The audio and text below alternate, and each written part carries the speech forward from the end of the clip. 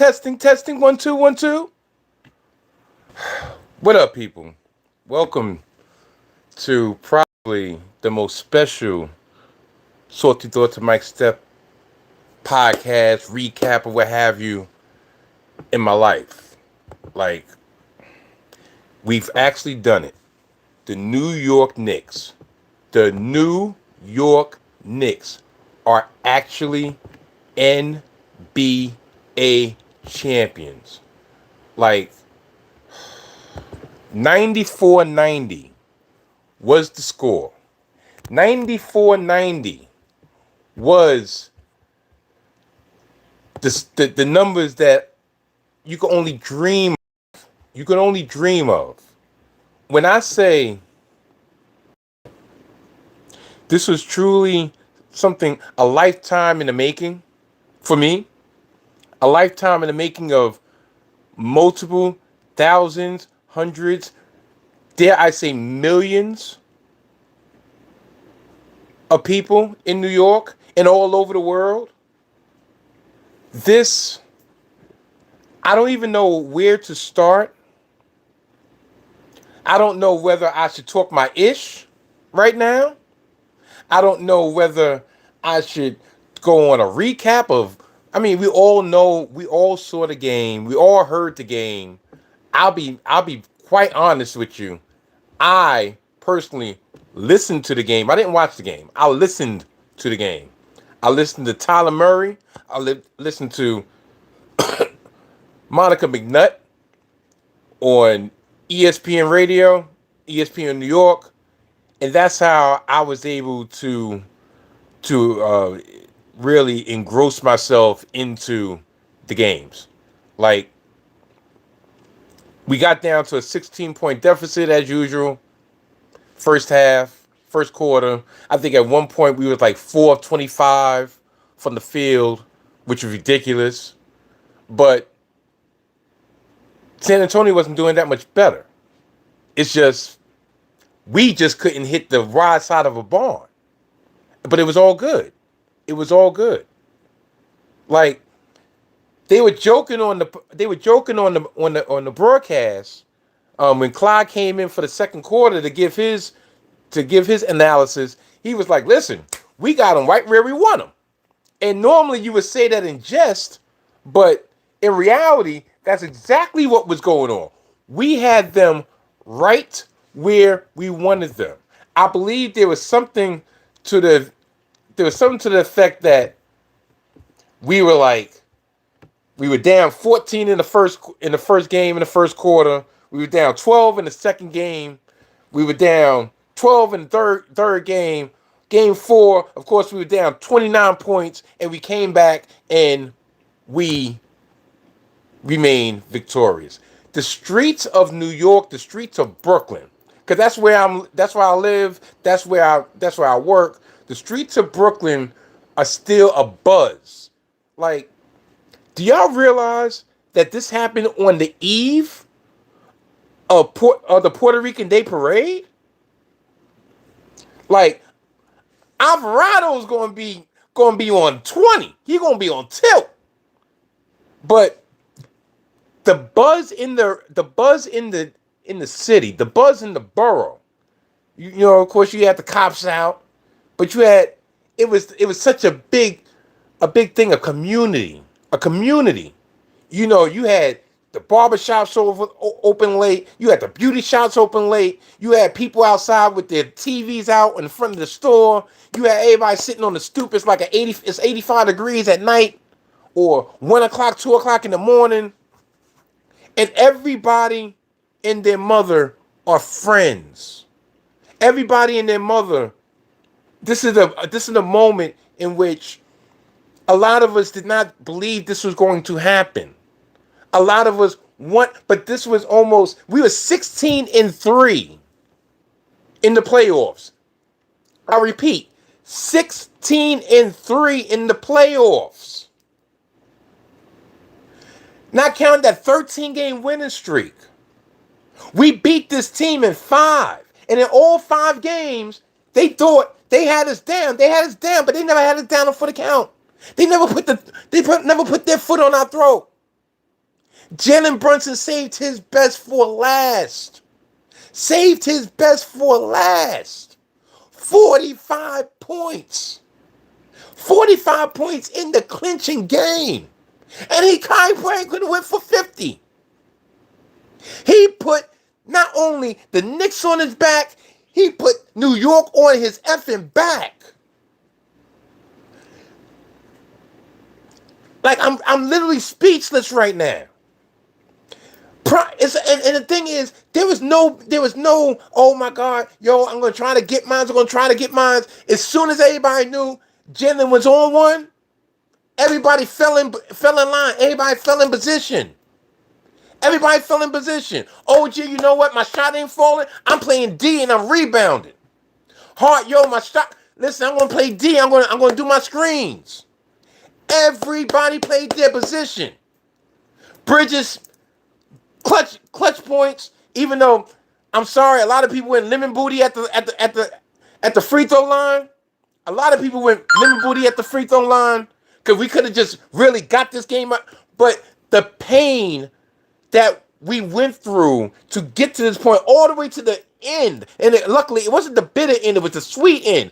All the way to the end makes it that more sweet, makes it that more wonderful. We had leadership, they didn't. We had experience, they did it. We had class, they did it. For the whole 5 games, we were playing effectively 5 versus 8.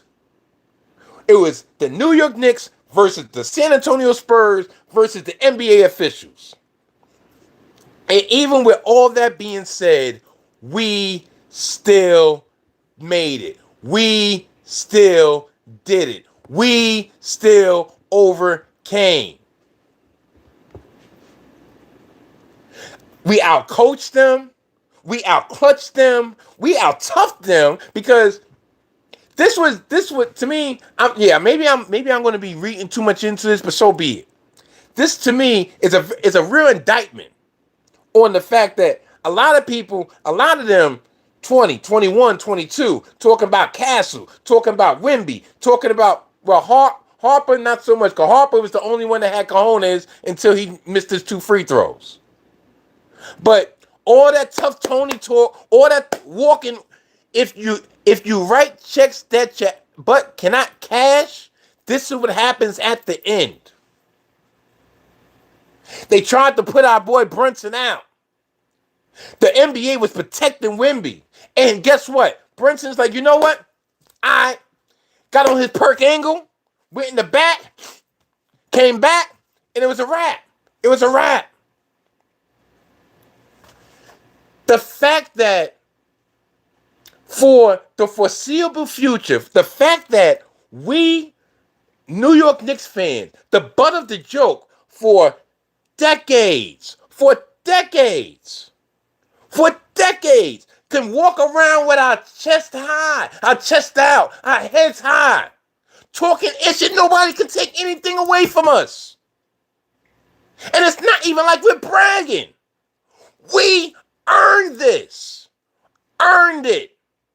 We beat the so-called new face of the NBA in their crib. How about this? They had 3 home games and they lost all 3 home games. We took it from them. We took it. We took what was ours. We took their heart in MSG. We took their heart in NYC and then went back to San Antonio and gave them the kill shot. We wasn't shook. They were shook when they was up 16. How you going to be up 16 at home and shook to death? Because you know what was about to happen. You know what was about to happen. That's right. That's right. Jalen Brunson dropped a 4-pound on those dudes. Jalen Brunson put to rest any conversation of whether he's not a star. No, he's not a star. He's a superstar. He's a super effing Nova. Not only should he have been in MVP conversation, he's the MVP of the mother effing NBA Finals. At 6'1", 6'2", at the most.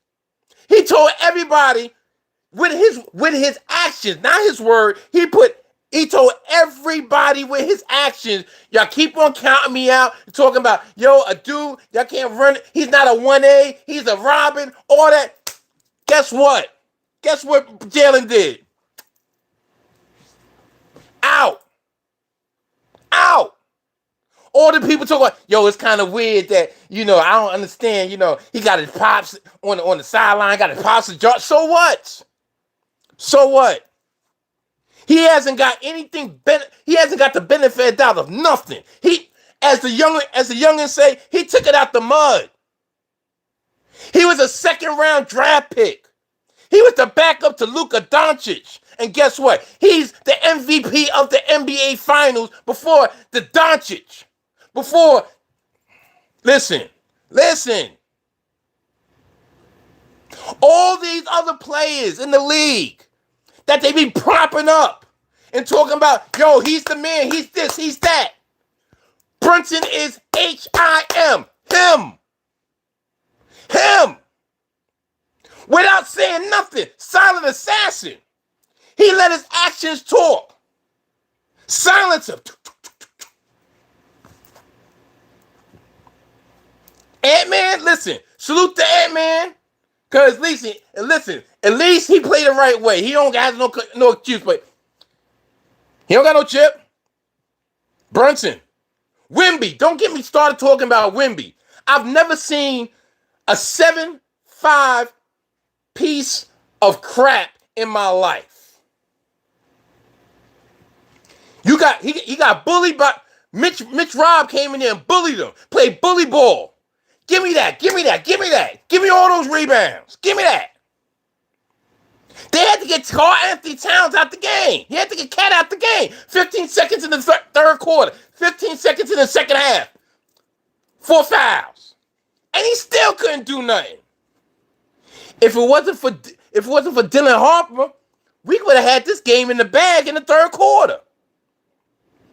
How about this? I'm going to throw some stats out the way. Even though at the end of the day, the biggest stat that really matters is the fact of Knicks 4 games to San Antonio's 1. And that's only because we ran out of time. Personally. The backcourt for San Antonio. De'Aaron Fox. Yeah, who's garbage. 3 for 15. 7 points. Stephen Castle. You know, the one to be Debo, right? 1 of 10. 6 points. So their starting backcourt was 4 of 25 for the game. 4 for 25. And everybody, you know what kills me actually, to be honest? You know what really happens is this. People give De'Aaron Fox more credit than he deserves. And I know y'all probably like, what do you mean? I'll tell you what I mean. The fact that De'Aaron Fox is even getting roasted right now, to say the truth, not his fault, because guess what? He was never that good of a player.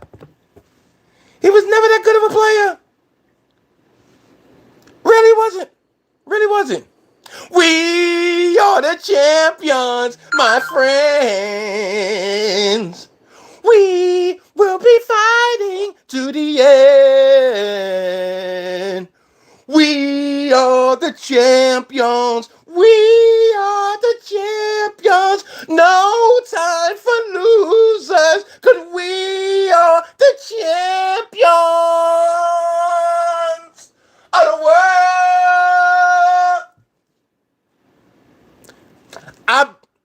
I'll be 50 years old in August. I've been waiting for at least 40 years of watching the Knicks to say this. Do you know the only time I've ever seen the Knicks be champions was on NBA Live in 2K? That's the only time I was able to see a dynasty. That was the only time I was able to see the Knicks raise the Larry O'Brien trophy. But to see it in real life, I had to pinch myself plenty of times like, is this real? Is this real? Is this real? I'm at my job, which is a kind of a public job, but I'm at my job, and when it became final, the first thing I did was kneel down and I started crying. And then a coworker came to me and I had to let her know, like, yo, Knicks won, and kind of snapped me back out of it, right? And then I was like, yo, I gotta get out this box. So I went outside. I got on the bench at the bus stop, and I was like, yeah, let's go Knicks. Yeah, home those effing horns. Yeah, let's go. Like, I'm gonna be hoarse tomorrow, but I don't even care. I don't even care. You know, to share this moment with strangers out in the street, to share this moment with coworkers, to share this moment with your family. I come from a family, my wife and my children. No, I'm a diehard sports fan. Knicks, Mets, Jets. Diehard sports fan. But also, all throughout the years of them being my family, they had lost. They were losers. They were garbage. And of course, I was always the butt of the joke in the crib. So for my daughter to call me to want to experience, to see her father truly happy because one of his teams actually won the championship. Yeah, sure. That's the one thing, Meech Young. That's the one thing that I thought about putting money on it, right? I thought about putting money on it. But because of how much it meant to me in so many ways that I'm probably not even going to get into right now, it's very personal to me. My belated son, unfortunately, he's not here physically to see this for me to share it with him, because he was a Stoudemire fan. So he's been rocking since Stoudemire. You know, my late bro, one of the biggest Knicks fans ever, passed away a couple years ago, and every time they won, every time we got close, I already knew. I knew Rue was there. So for all that, I was like, you know what? I'm gonna ride this. I'm gonna ride this out. I'm not. Listen, my reward. I know it might sound cheesy, but my reward is like, yo, if they win this championship, it's priceless to me. But trust and believe, I am a gambler. Well, I like to put some money on, but I was like, you know what? I'm not messing up the vibes. Yo, I'm just gonna ride them out. I'm gonna ride it out. Stu Sr. No, the Knicks do not need Giannis. That's another narrative that they tried to put the fly in the ointment throughout the year. Thank you, brother. Thank you. I listen. I know that they're smiling down, and it's really orange and blue skies for real. Orange and blue skies for you. Nah, we don't need Giannis for nothing. Yo, let him hit it, and it's half Achilles that's about to pop. Let him stay about his business. Let's stay about his business. The Spurs need Kyrie. They need somebody. They need a veteran leader. That's what the Spurs need. Listen, I really don't even care about the Spurs, but you know, for sake of conversation, the Spurs need a veteran leader. That's who they need. They need a veteran point guard. Whether Kyrie Irving is that veteran point guard that they need, perhaps, but also, listen, all right. Thanks for tuning in, turn one. But also what they need is for their quote unquote best player to actually grow his game and grow his body and also grow his mind and actually mature, because dude was so busy trying to I'm in your head. And guess what? From that point on, they didn't win a game. So concern yourselves with bulking up, concerning yourself with actually taking your big toe behind in the post and punishing people like a 7'5" person supposed to do. Concern yourself with actually leading your team both in actions and on the court and with morality, Concern yourself with that, and don't concern yourself with anything else. That's what the Spurs need. Shoot. Yeah, they thought Fox would help because they were looking small. Once again, it's almost like an NBA bubble of these people, these players that come across because he was good in Sacramento. There's a reason why Sacramento was willing to give him up. They didn't. If I'm not mistaken, I don't believe they got him in free agency. I believe it was a trade. That's how they got Harrison Barnes too, right? So there's a reason why Sacramento, besides the fact that they're an effed up organization, there's a reason why he was available for San Antonio to get. They figured, all right, we put this speed guy there. He got a couple years on his belt, but guess what? He never got out the first round. Knicks weren't built, they were bought. Turn one. Mitchell Robinson is the only player. Okay, and? Okay, so what's the problem? Everybody got a cap, right? Literally, we're not even talking about baseball. Everybody got a cap. So that means everybody got the opportunity to do everything, right? People got the first apron, people got the second apron, people got the luxury tax, the whole nine, right? What's the problem? I'm waiting. Yeah. Mitchell Robinson is the only one on the roster that was actually drafted. So what? Where was this energy? Where was this energy when LeBron was was jumping around teams? Where was this energy when everybody was trying to make a big three? Where was this energy when, listen, this is what I'm talking about. Matter of fact, Stu Sr., true, he's young, they'll be back. His man strength will come in 3 years. Exactly. For us to make it back to the finals, we're going to have to change something up. While I might tend to agree with you on that, I ain't going to lie. Listen. I'm trying to bask in the glory of the Knicks' first championship in my lifetime. All those off-season moves, but shoot, I will wait until later. Guess what? Up until we get eliminated next year, if we get eliminated next year, we are the champions of the world. We are the champions of basketball royalty right now. JV Hammer, smart GM, bought a winner. NBA setting up a rivalry, New York versus Victor. You know what? I wouldn't even say the NBA setting up a rivalry. No, the NBA is definitely setting a Wemby. The NBA is definitely setting a Victor. It's just the fact that the Knicks has so much heart, show so much perseverance that they would not allow themselves to be denied. If this is any other team, listen, like I've said in the past, everybody thought the Boston Celtics was going to be the team to beat when they got Tatum back. Boston don't have the heart. Cavs don't have the heart. They got the ammo. Everybody heard about Harden on getting caught with the Heat, but they don't got the heart. So Detroit don't got enough skill. They might have the heart, but they don't got enough skill players.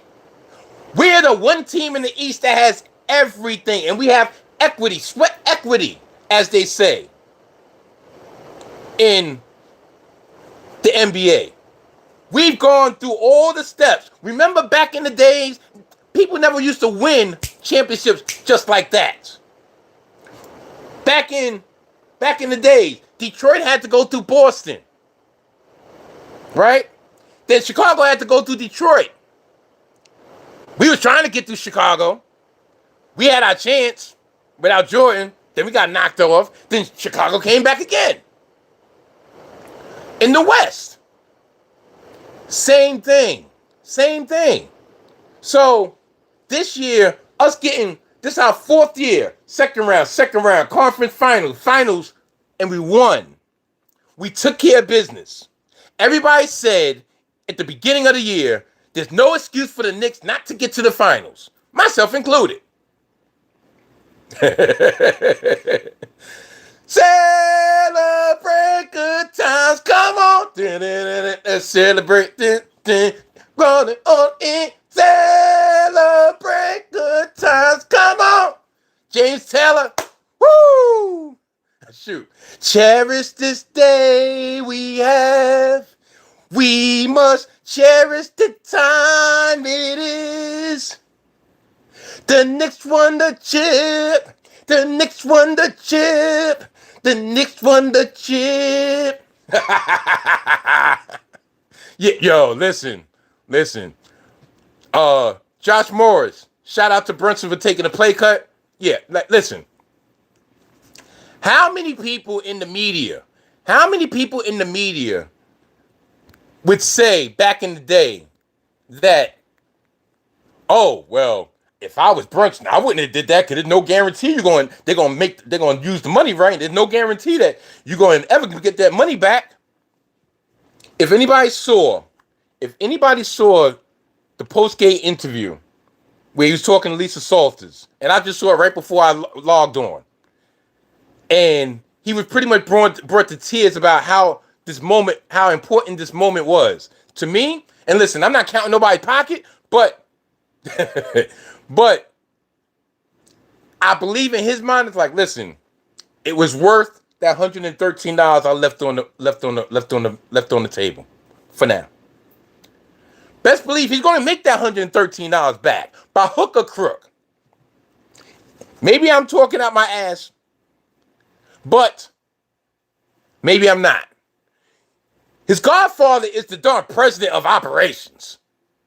His father's on the bench.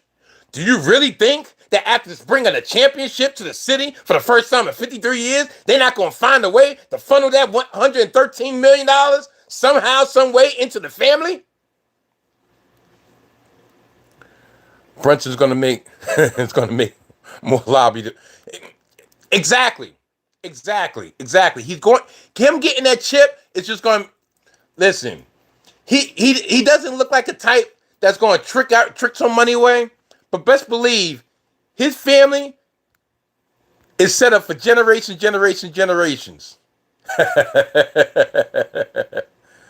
Listen, man, I'm like I said, I'm such at a loss for words. I'm glad that all us Knicks fans and even the Knicks haters out there, or the ones that just are crabs in a barrel and just want to grab everybody down just because, I'm glad everybody has a reason to be up. Everybody has a reason to be up. Either you're up high on adrenaline from the victory, you're up high on haterade. Yeah, I brought that saying back. Or you're up with nothing to do with your Johnson in your hand on one hand and your phone in the other looking at me. Pause. But it's the truth. Spike Lee is definitely, Spike Lee is definitely going to get a ring. You know, I wonder how many celebrities that's been on this run is going to get themselves a ring. Do y'all think Ben Stiller going to get a ring? Spike going to get a ring? Do y'all think Timothy Chalamet going to get a ring? Ask Brady if those 7 rings are worth the 40 or so million he gave up. I don't know. Football is a different situation, to be honest. Football is a situation in which you better get every penny because that next hit might be your last hit. But at the same time, Brady got two ex-wives he had to come out his pocket with. So yeah, he probably would have been better off taking that extra $40 million and having that money for alimony than getting that extra ring. Listen, I'm not talking about the Jets right now. Not talking about the Jets right now. Listen. I'm a Jet fan. I'm a Jet fan since 83. Actually, 82. Lance Mel, all that. But we're not talking about the Jets right now. You're not going to bring me down. But once again, let's go down the list. Karl Anthony Towns is a champion.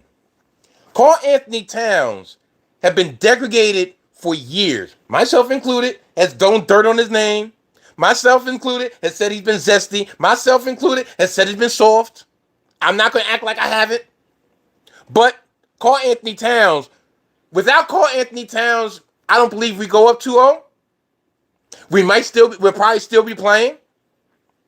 Karl Anthony Towns in this playoff showed how unselfish he is, shows what kind of team player he is, and shows what kind of man he actually is. So for him to win this championship, and I'm quite sure he's going through so many emotions with his family, which doing it for his late mom and the whole nine. I'm quite sure. How to say screw it. Let's give Patrick a ring and Melo an earring. You know what? I wouldn't even be mad at that. Patrick Ewing wasn't for lack of trying. It was a different NBA back then. And I think when we really had a real chance to win a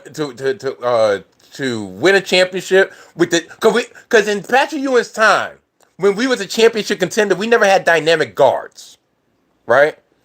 Derek Harper, we got Derek Harper at the end. He's what we needed at that time, but he wasn't nowhere near the Derek Harper back when he was a Mavs, right? Doc Rivers messed up his knee that year. Remember, Doc Rivers, that's the reason why we had to trade for D Hawk. Starks was our heart, right? But we never had a dynamic guard. So when we was able to have Sprewell in Houston, Patrick was at the end of his rope. So if Patrick would have had somebody the caliber of Sprewell in Houston in his prime, I think he would have got a ring. But like also back in the days when Big Pat was down low, this was a center league. You had Pat, you had Shaq, you had Akeem, you had D-Rob, you had all the monsters down low. You had Karl Malone with his pedophile molesting behind.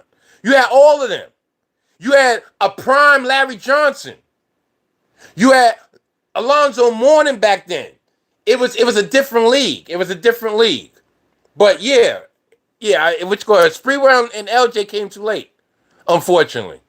Camby fit in with them because Camby was athletic, Camby was defensive first, and Camby was able to play up and down. And Patrick couldn't play like that anymore at that time. So yeah, Melo getting the earring is crazy. See, Melo's one of my favorite players of all time. And I really wish his time as a Knick would have been better than it was. But at the end of the day, listen, it is what it is.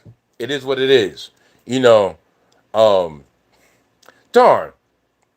Pat needed a point guard that could score. Yeah. We should have never traded Rod Strickland. I guess, you know what? Hindsight being 2020, I could see that. I could see why they kept Mark Jackson over Rod Strickland, because I think they felt that Jackson was going to be more amenable to making sure that Big Pat was going to get the ball, because that's what the team was surrounded by. Rod could run the offense, but like you said, Rod was going to get his points. He was going to want to get his points. So, yeah, I could see that. I could see that. But then at the same time, I could also see Strickland and Ewing would have ended up butting heads. Because remember, we ended up trading which got Mark Jackson. Then we got him back, and then we let him go again. So, who did Strickland go to Portland for? Darn. Ooh, that's a good one. That's a good one. I you know what? I can't remember. I really can't remember. It's been so far back. But If there was a way we could have circled around and got Rod back, that would have been beautiful. That would have been beautiful. You know, I mean, look at all, we could go down the line of all the Knicks that should have, that we wish would have got rings. Big Pat, of course. Starks, yeah. Allen Houston is one. Allen Houston. Allen Houston, I guess you could say, yeah, because he's been integral. He's been an integral part in building this team. Also, he's been in the front office forever. Yeah, Mace. Listen, without Mace, we might have made it to the finals. Mace gave us that. Mace and Oak. Matter of fact, you can't forget about Oak too. You can't forget about Oak. No matter what's going on with him, beefing with Dole and everything, Oak and Mace made us who we were in the 90s. You know, so Oak deserves a ring. Mace deserves a ring. Um, Shoot. Listen, I I'll give it to his family. You know, um, Melo's overrated. But yeah, there's so many. Bernard King. You know, this might be unpopular. Bernard King was a good Knick, but unfortunately, he was so hurt when he was with us. He's been integral behind the scenes, but on the court, yeah, when he was nice, he was nice. Like, I became a fan around the time that Bernard King was the man. But you know, Bernard King, he had a couple year or two with us, and then he went to Washington, but his knees kept on bothering him. His knees kept on bothering him. This year's our year. Yeah, exactly. Exactly. Like I said, I don't want to hear nothing until we get eliminated next year. If we get eliminated next year. Facts. I don't want to hear nothing. I don't want to hear nothing. We are the champions of the world. You know, yeah, you know, ain't that something? Ain't that something? He wasn't allowed in the Garden, but he was actually in the building when the Knicks won the chip. Talking about Oak. So, yeah. Alfie, I think if y'all are in Wolves, all the guys get out in the Wolves. Okay. I didn't understand that, but all right, cool. But yeah, darn, who else? Who else? Jeff Van Gundy. Does Jeff Van Gundy deserve anything? Any thanks in the being an integral part within the 53 years that we didn't win a championship? Pat Riley will never get any love for us because the way he left. People can say, yeah, he got us where he got us, but Pat Riley never gets any love from us. Pat Riley is forever the enemy. Forever the enemy. Marbury. Do y'all believe Marbury should get a ring? Should get an earring? Should get a watch? Or should he just get a little mini trophy that says thanks? You know how many people were in Knicks uniforms over the years that came to us past their prime, and we always thought they were the second coming, that they were going to be the one to take us? We had the franchise, Stevie franchise. We had Penny Hardaway, unfortunately, way past his prime. We had Tracy McGrady toward the end. We had Zebo with Eddie Curry, with Jamal Crawford. We had so many players. So many players. We had BS Tim Thomas. We had Gallinari. All these dudes.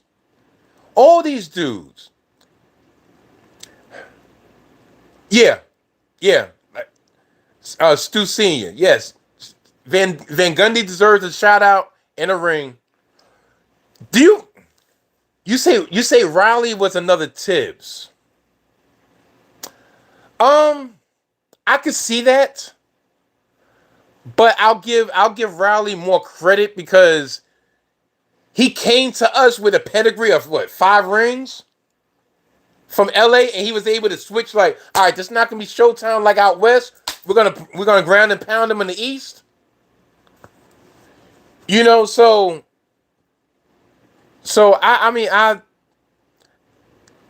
could say that, I could see that, but if you think about him, between him and Van Gundy, both of them had a finals each, and if you think about it, Van Gundy was able to get us to the finals with a different array of players. He was able to change his style of coaching to fit the players that we had. Once Big Pat went down that year, he said, "You know what? We're gonna make this wings and guards. We're gonna make this small. We're gonna play small ball besides Camby, and we're gonna do the dog thing, and we're gonna play outside in." And that's what they did in that run in '99. This is sweet victory. This is sweet revenge. Yeah, that's true. That's true, because he had Blackman on the bench. There's no reason why. I understand loyalty, but there was no reason why he couldn't have put Ro Blackman in for at least a little 5 minutes, just to see if he had it. Just to see if he had it. Just to see if he had it. Stark should have never been allowed to go, 3 for 23, something to that effect, 2 for 19 from 3. But yeah, like I said, I can see that. Hubert Davis, remember, he didn't even let Hubert Davis get that much burn. And Hubert Davis, wasn't the roughest player, but he had a sweet stroke. He had a sweet stroke. He darn sure did. What other? Xavier McDaniel. That's a good one. That's a good pull.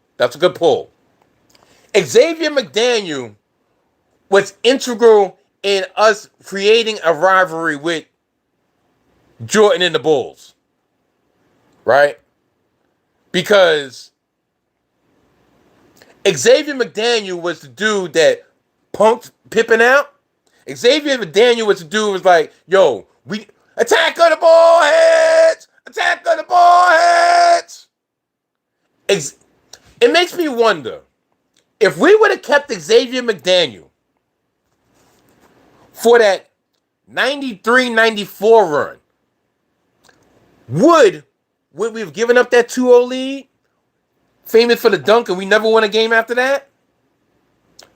Would we have beat Mad Max in Houston? Think about it. So I wonder.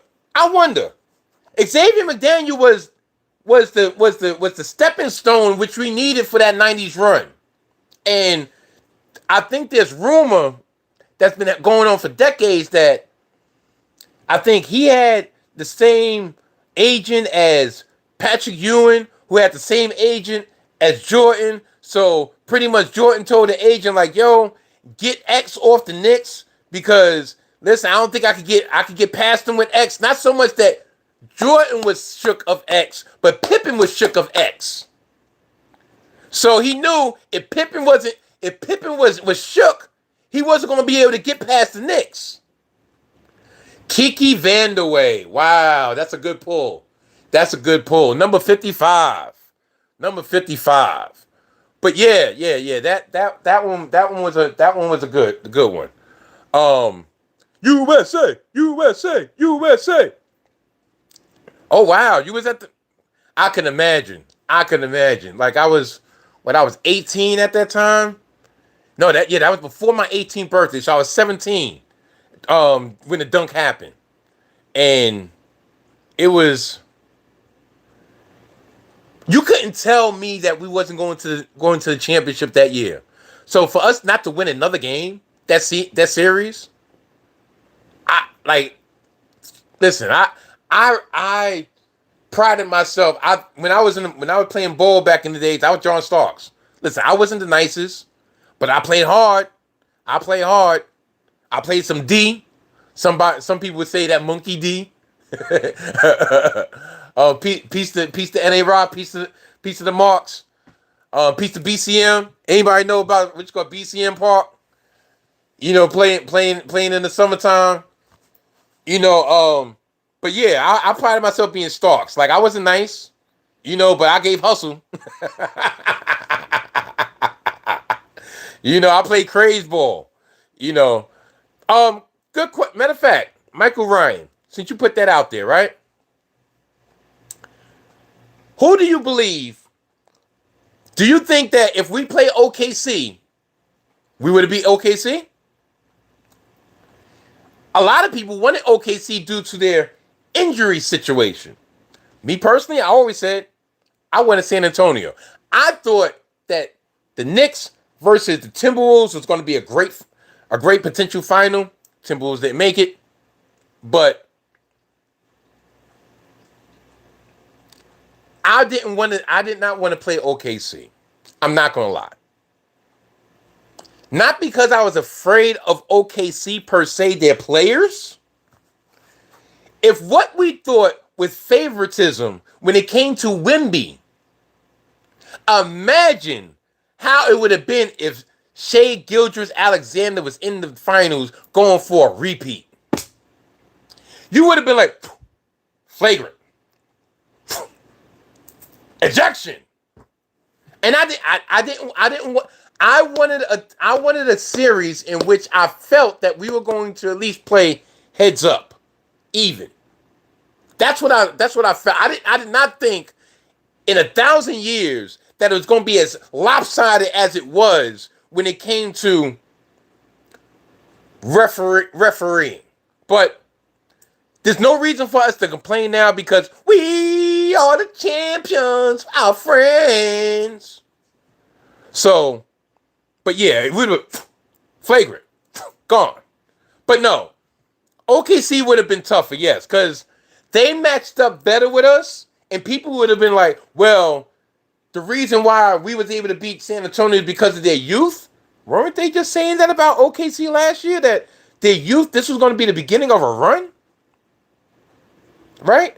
So, their team is older slightly than San Antonio, but their team is not a bunch of full of veterans.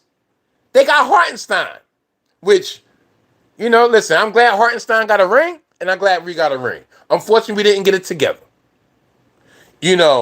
Wendy. Wendy is a dirty player and a loser. Yes. He definitely was. If I had the amount of respect that I might have had for Wembanyama is way out the window, thrown out the window, and people are going to chalk it up to competitiveness. No. Yes, exactly. This was a once-in-a-life opportunity. We had to go get it. Yes, we did. And I'm glad we capitalized on it. Because it's one thing to be arrogant. Trust me. When they play at the top level like that, you have to be arrogant. You have to believe that you are the best ever to continue doing that. But like Michael Ryan said, Victor cracked the guy in the skull with his elbow and didn't lose a game.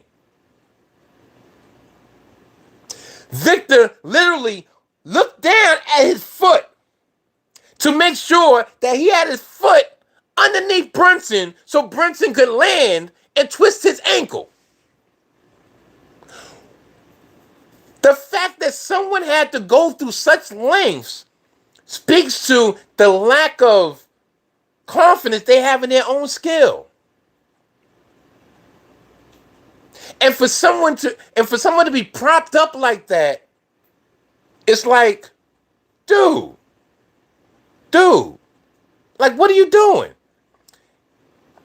Okay, get it done by any means necessary. You're talking about the Knicks getting the job done by any means necessary, like, yo, this is our chance of doing it, or are you referring to Wemby get done by any means necessary? Not with us. I'm asking. New York had more poise than San. Of course we did. And it all starts from the head down. The head down. Okay, listen. I get it. I get it. I get it. You know, I get it. When you're that close, some people are desperate enough to do it. And I'm not even gonna say that if I was in that position, that I would be on my P's and Q's consciously to do so.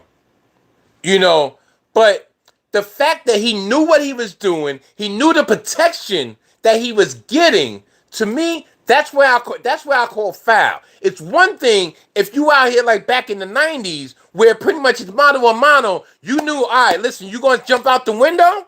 Guess what? Then we're gonna have to scrap. It's another thing to know I'm gonna jump out the window only halfway, but I know when you try to punch me back, I got 3 officials in front of me. That's where I feel like the difference is. That's where my frustration was. Because if you're about that life, then be about that life. On a basketball court, per se. But when you know that you're going to get the benefit of the doubt with everything, to me, that don't make you tough at all. That's like the dude that want to start a fight in front of the precinct. To go like, yo, come at me, bro. Come at me. and he know the other dude got the heat, but he know the other dude not gonna blow him because he's in front of the precinct. You know what I'm saying? Like, I'm sorry, I can't respect that. I can't respect that. The Spurs are, yeah. The one thing I hope for their sake. I'm from the era where you had a designated. Yeah. The goon. The only person, I swear, it seemed like the only person in the current NBA, the only team in the current NBA that has a goon is the Detroit Pistons. Stewart is the goon. Stewart don't care. Stewart don't care. Stewart will come out and like, all right, listen, I'll take my 3 games, but best believe next time you come to Detroit, it's a problem. Yo, next time I see you's on site. So I get it. Listen, back in the 90s, I was starting 5 of goons. Our 6th man was a goon. He was a nice goon. Mace was a nice goon, but nobody didn't want to mess with Mace. Nobody wanted to mess with Oak. They knew, all right, you touch a hair on Pat's head, we coming at your head. Period. Back in the day with the Pistons, right? With the bad boy Pistons. Rick Mahorn. Nice. Didn't want to mess with him. John Sally. Didn't want to mess with him. No matter what you think about him, think of him that. Didn't want to mess with him. Rodman. Before he started coloring his hair. Didn't want to mess with him. Isaiah was quick to throw the hands. But mess with me if you want. Does anybody remember the commercials they had in the 80s? Maybe Stu Senior. Hopefully, if you're still on, maybe you remember it. Remember the commercial they had in the 80s with Isaiah Thomas, and I think they were trying to tell people don't smoke don't smoke weed or whatever. So he was dribbling the ball with the joint in his hand, and they were trying to show the difficulties of dribbling the ball with the joint in his hand. Listen, Isaiah was so nice with the hands. Let's say Isaiah and Magic, they were kissed beforehand. Wow. And then by game 5, they ready to throw down. Salute. I figured you remember that.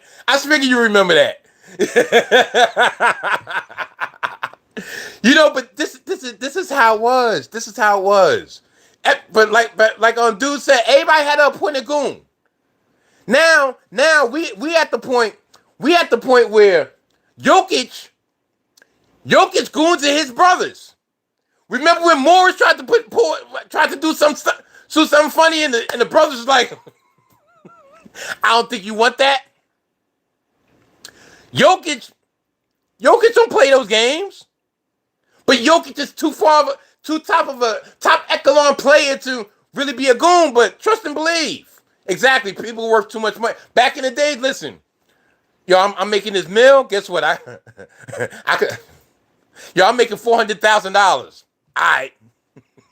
Now you worried about sponsorships. You worried about endorsements.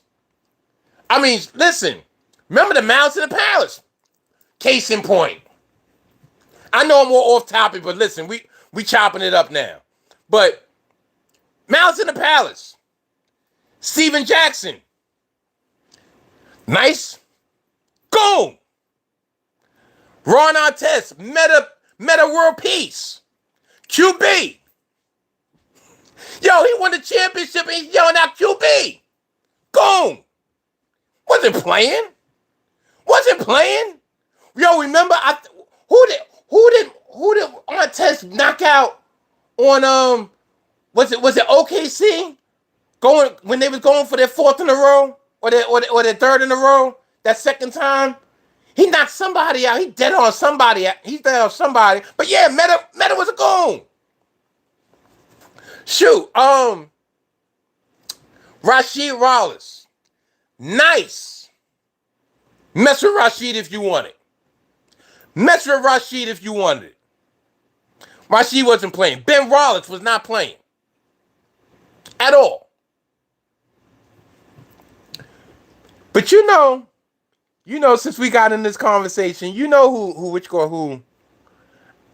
What do y'all think about KG? I'll wait.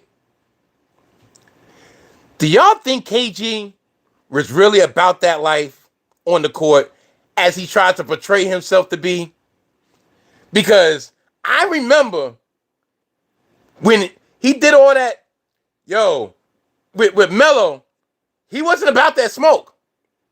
KG wasn't about that smoke. When Melo went out and challenged him like, yo, all right, we off the court now. What you say about my woman? Yo, we just playing. Yo, I'm just playing. Yo, you really, yo, Melo, yo, you wildin'. Yo, you wildin', Lord. Yo, you wildin'.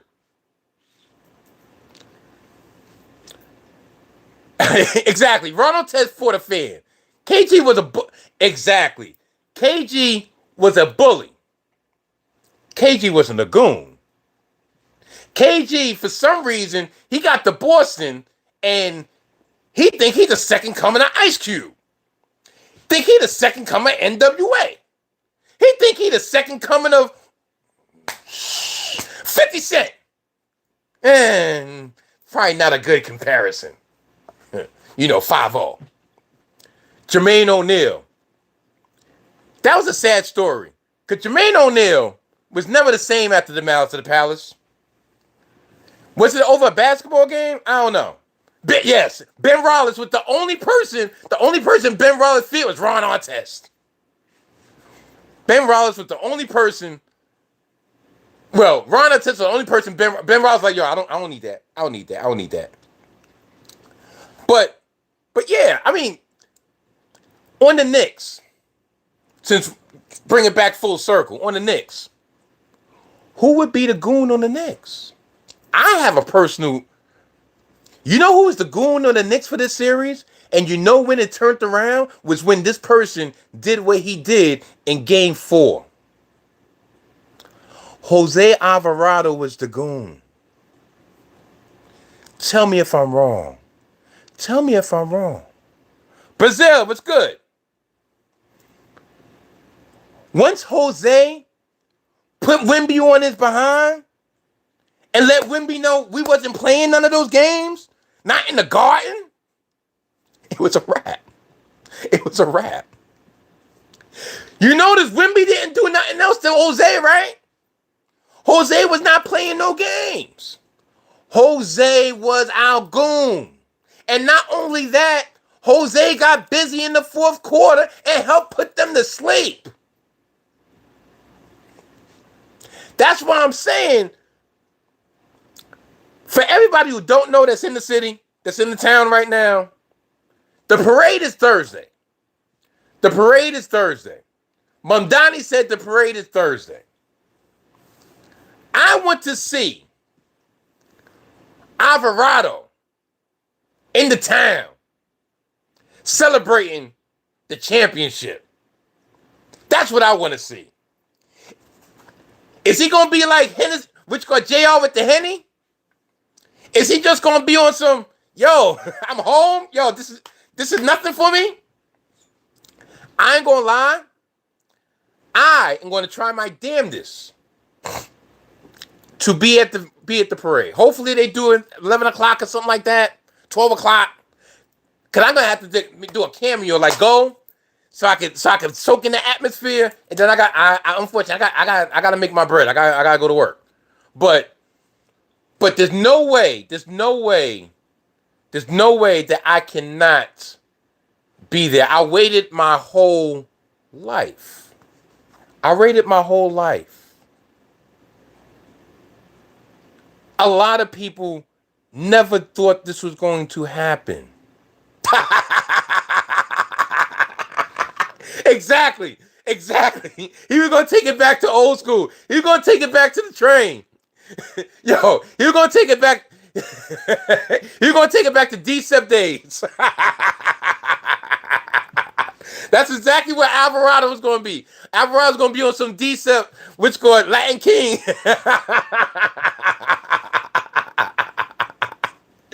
Oh my goodness. Yes, bubble. All down here. You could tell the people who caught a bad one, they in their 50s and they wear the beard, not because it's a style, but to cover the $150.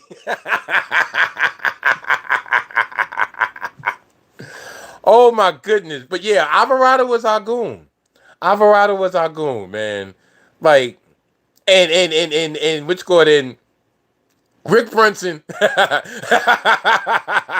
Rick Brunson was our goon on the bench. Rick Brunson wasn't playing no games. So Rick Brunson was about to be the first coach to get ejected from a game for scrapping. Yo, that's my boy. Listen, you ain't about that life. Listen, I could take this L. My son can't take this L. I could take this L. I think if you asked Melo, if you gave Melo some truth serum or whatever, I don't think he would be sick. I know his disappointment is probably palpable because I give Melo credit for this. No matter what, I'll give Melo the credit for this. He was one of the first, even though he forced his way here trade, he was one of the first to come to the town and embrace the pressure. He never made no excuses. He never said, oh, because of this, because of that. Oh yeah, you know Vanderveer is called Flatbush Gardens now, right? You know they done gentrified Vanderveer, right? A couple years ago, me and the missus was looking for a place to move, and was like, yeah, Flatbush Gardens. I'm like, yeah, listen, you almost caught me with the Okado, Flatbush Gardens. That's Vanderveer. I ain't moving on no Vanderveer. Listen, I'm from the cloth. Like, listen, I'd rather deal with the hood that I know than the hood that I don't know. Right? Listen, I mean, everybody wants to better themselves, but yeah, exactly. I'd rather deal with the hood that I know than the hood that I don't know. Listen, I've been in my area for what? Shoot. 30 years, 32 years, right? You know, on and off, but more or less, I've been in the area for 32 years. I done seen this person that was born, I done seen all that, right? And the key to it is just being consistent. Like, I never proclaim myself to be nothing I'm not. I go to work, I talk my sports, I say what up, I say salute, chop it up, go about my business. And everybody know that, but I'd rather be with the people that I know, even the people that I don't know.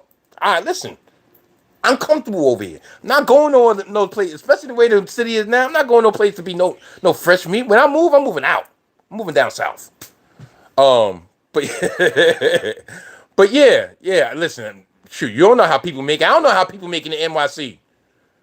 You know, shoot, they want a two bedroom box for like 3 G's. Sorry, I'm not paying 3 G's. And you gotta pay like 9 G's just to move into the box. First month security, first month rent. Oh yeah, no, in a month to the broker. I'm not paying $10,000 to move into an apartment. I'm sorry. I constantly mind my business. Yeah. Listen, everybody do them. Listen. Um, it's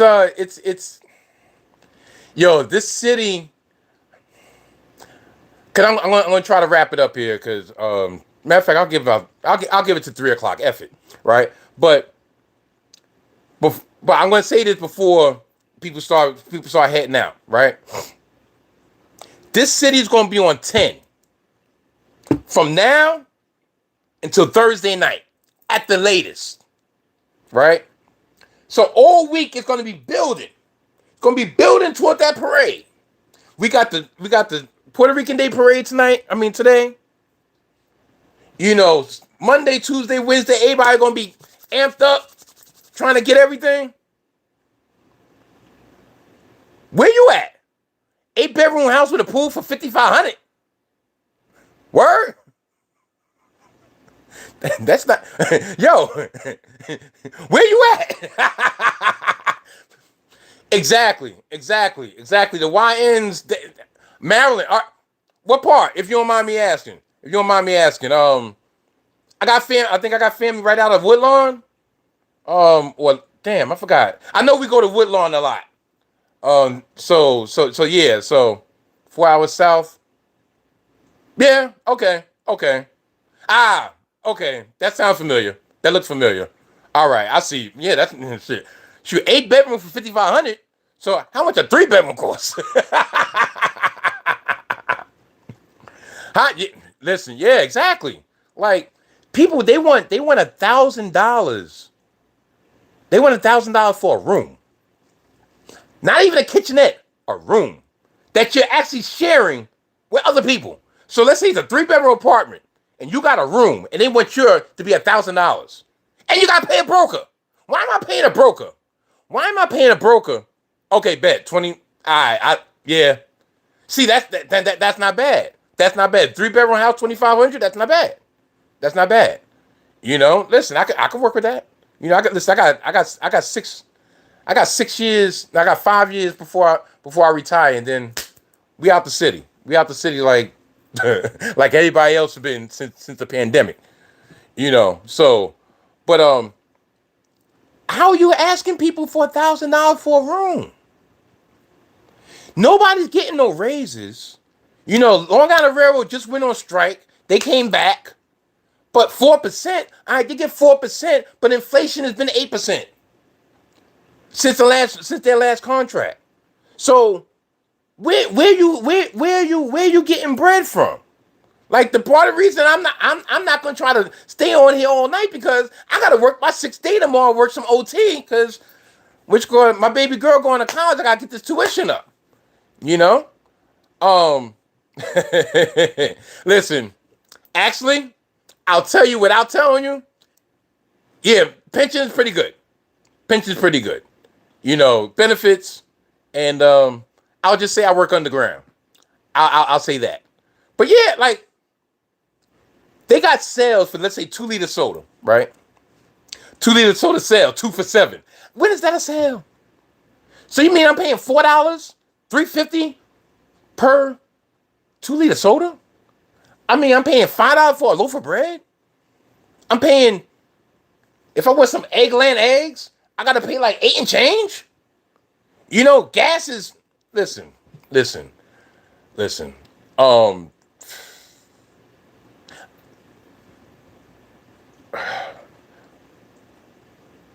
My buddy has a apartment downtown New York, 5K. I believe it. Like, if you're not pretty much grandfather into the spot that you live, then you are really up the creek. Hard way. No Vaseline. All that. Pause. I guess, whatever. But they make it. Why do you think the Knicks tickets were so expensive? Because they knew they could get it. They know they could get it. I think I was watching something on my way home. And Donnie with the city grocery is a good idea.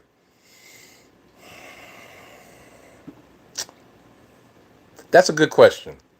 I know that was a statement, but that's a good question.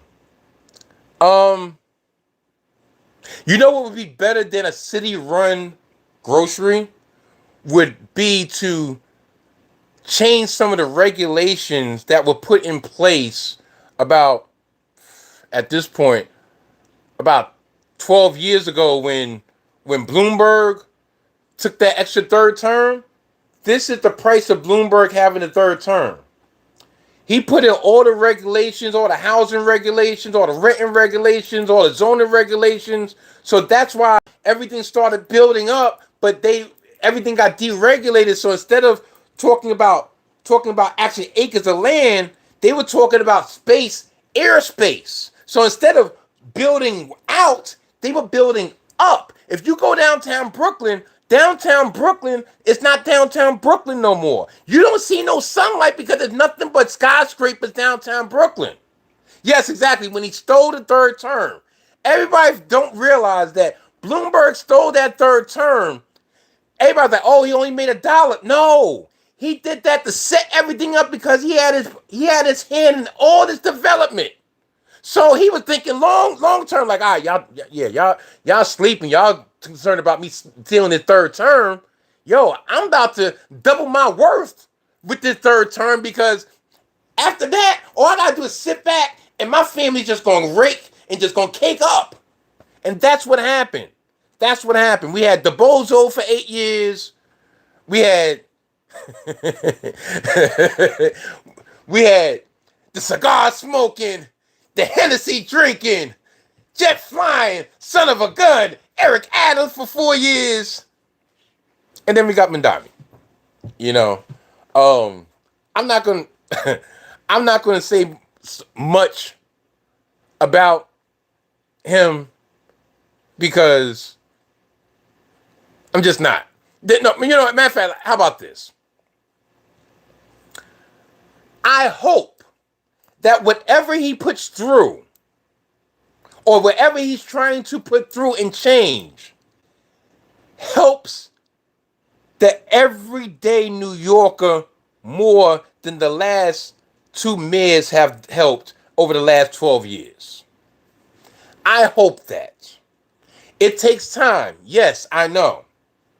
It took time when we had a brother in office in 8 years, and then, unfortunately, the last 8 years that we've had have effectively wiped away the 8 years that he took building everything up. Those are his boys. Thanks to, exactly. Quinn did it because Quinn thought she was going to get something on the backside, which she actually did, but she ended up ruining her political career by allowing that to happen.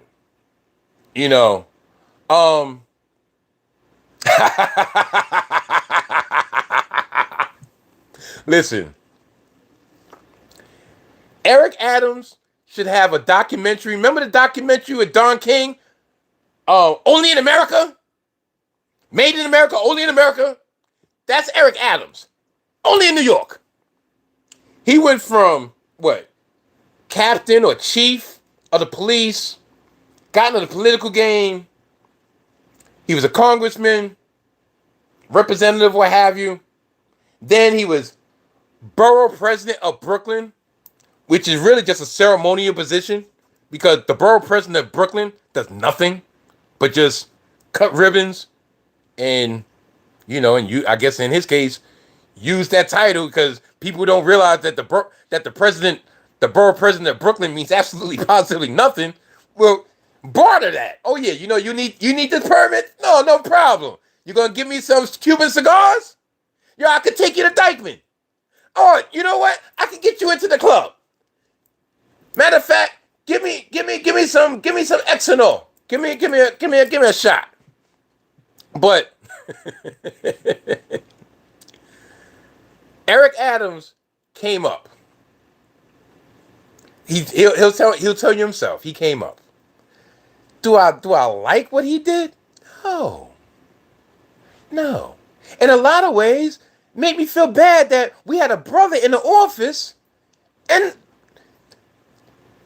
the brother kept on getting his hand caught in the cookie jar. Kept on getting hands caught in the cookie jar. I'm not saying he shouldn't have been in the cookie jar. I'm not saying he should have been in the cookie jar. But if you're gonna do it, at least do it smart. That's like tapping the register. Why are you gonna tap the register and keep on getting caught? Then after a while, nobody gonna put you at the register no more, right? Sure, I speak like somebody has experience. I don't know what you're talking about. But you know what I'm saying? You know what I'm saying? Like, what kills me, and I'm going to end on this note, right? What kills me is, I don't even know how we got here, but we're here. What kills me is when we have a chance, when we get in a position to actually change, to make substantive change, or at least start the substantive change. It's like once we get in that position, it's like we just go for self, and then after a while, then you look around confused when they get pointed out, and why not actually exactly. You look around like, yo, and then it makes it that much harder for the next person to come up. It makes it that much harder for the next person that actually might be on the up and up. But it's that old saying, power corrupts. Power corrupts. Look at it this way. Listen, AOC, right? She came from the bottom up, right? She came from the bottom up. Matter of fact, you need to drop the Queensway and go to Queenslink, a train, and park from immensely, and that in the proposed Interborough Express. You know, it's funny that you mentioned that. The Interborough Express, right? Actually, where I work, it's actually right next to the Interborough Express, one of the proposed stops. You know, and people don't realize that that's an active railway. They're freight trucks. I don't know what they're transporting, but they're freight trucks that come through a couple times a week. You know, it's a real railroad. It's not like transit where you got the third rail. It's like, you know, you got to have the locomotive and everything. But yeah, I'd rather them be real. Hey, I got here and realized I can't do anything, so I'm gonna rob the place blind. Yeah, listen, I always believe honesty is the best policy, even if you don't like it. But like I was saying, like AOC, right? Like she came from where she came from, you know, Queens, what have you. She got in, and nobody expected her to win. She got into politics. She got into the Congress.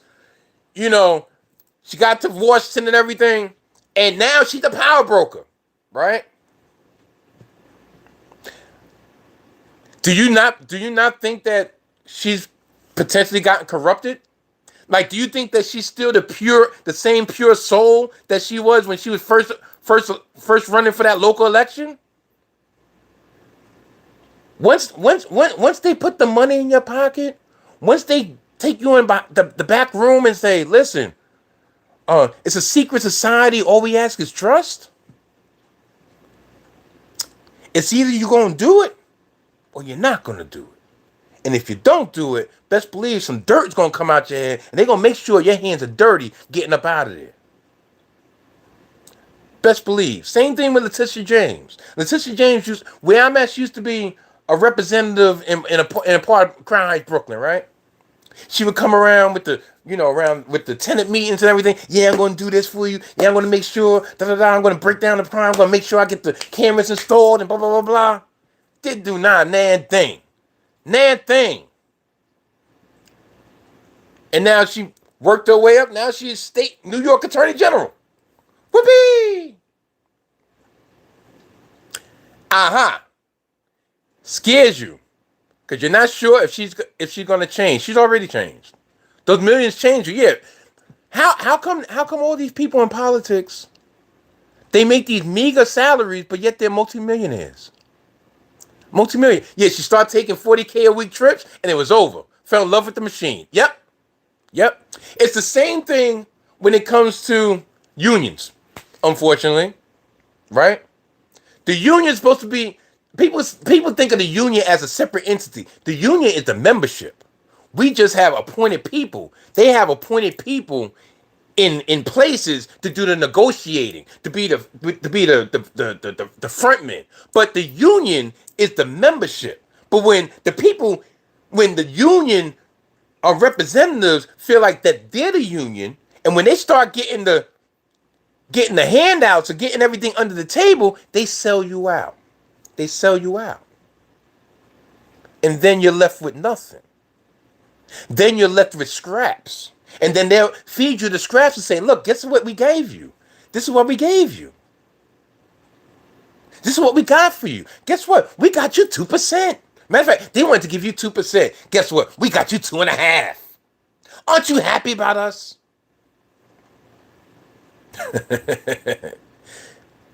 Yeah, talking blank checks for your entire family. And as you said before, we would rather you just say, listen, I got up in there for the come up. And, listen, I came up. We done came up. Coming of age, you know what I'm saying? Shoot. What is AOC? Is AOC Bleak or AOC Hove? Oh, did I just say Hove? I can't stand that mother effer. Is AOC Jay-Z or AOC Memphis Bleak? Nah, I'm not a union rep. I'm part of a union, but I ain't a union rep. I find nowadays that people that run for union reps, most of the time they're doing it for a come up, and they really don't have the best interest of the membership at heart. AOC is J-Lo, yeah, with that fatty, right? Shit, my wife gonna kill me. Ooh, did I say that? But no, nah, I ain't no union rep. Listen, unfortunately, in the year 2026, the days and times in the prime of the unions are few and nil. Shoot, what was it? The Teamsters. You know what? I personally think once the Sopranos got out of business with the unions, that's when the unions went downhill. Unions only work when the top doesn't get paid under the exactly. And now in the year 2026, when everybody want to be an entrepreneur, when everybody want to get that bread, listen, everybody getting paid under the table. But unfortunately, it doesn't trickle down. We're not talking about Reagan. We're not talking about Reagan trickle down economics. Yeah, that's crazy. That's crazy. But yeah, I'm gonna get out of here. It's been a pleasure. Can we just start chopping up with politics? Like I could talk politics all night. But once again, the Knicks, the mother effing Knicks, won the championship. First time in 53 years. I can't believe it. And I'm gonna say it again for everybody in the front and everybody in the back. Celebrate to your heart's desire. But, and I explicitly tell y'all, but, ask y'all, I plead with y'all, don't let nobody trick y'all out your freedom. Don't fall for the okie doke. What are we riding for? What are we beating stuff up for? We won. At the end of the day, we gotta live here. So, throwing all this and throwing all that, listen, that's for nothing. Listen, Learn how to handle your liquor. Learn how to not have to think about smoking on no 25% THC. Cause that itch ain't real anymore anyway. I'm so glad I stopped. But just enjoy the ride. Enjoy the fact that we are the champions of the world for at least another 12 months.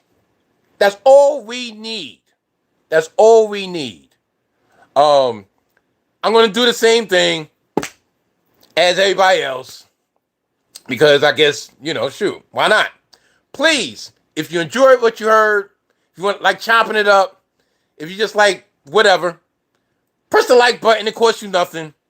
Press the subscribe button, it costs you even less. And tell a friend, tell a friend, tell a friend. And press the notification button so I'll be more liable to go live so I can just chop it up. Even if we don't got a championship to celebrate. You know what I'm saying? Salute to everyone. Yo, Stu Sr. Yo, salute. Salute, bro. Victory. Salute. Nap with us. Salute. Yo, I appreciate y'all dearly. Like I said, I'm going to get out of here. I am going to try my damnedest to get to the parade.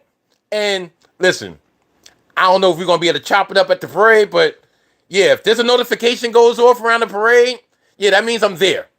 And for those who are not there, shoot, maybe y'all could just watch the parade through my channel. Who the hell knows? But good night. God bless. Hope everybody has a safe night. Appreciate y'all. I appreciate y'all so much, bro. Yo, salute.